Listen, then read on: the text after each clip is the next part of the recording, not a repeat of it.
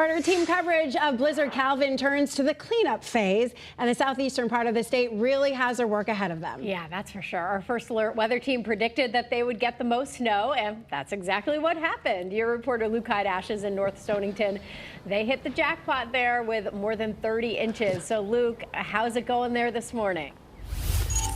You know, a few minutes ago, there was a guy who was walking his dog down here, and he came over to us and he said, "Did we win? Did we win?" Yeah, North Stonington won 30.8 inches of snow here in this part of the state, and some crazy snow drifts to boot. I mean, this is knee-deep snow when you're going through parts of it like this, maybe even higher. And I mean, look in between the cars here. It just kind of mellows down there. I mean, you're much less than 30 inches there. So it really just all depends on the wind, especially in this part of the state. By the way, if you haven't done off your car, good luck, because you got some work ahead of you, especially down here in southeast Connecticut, which seems to have won the title for most amount of snow. In terms of clearing the roads, clearing the passages throughout town here in North Stonington, they actually had some plows that got stuck yesterday, so this is no doubt going to be a long haul for those hardworking men and women who cleared the streets here in North Stonington. But people waking up, getting going here this morning, boy, they're pretty glad that it's not another repeat of yesterday.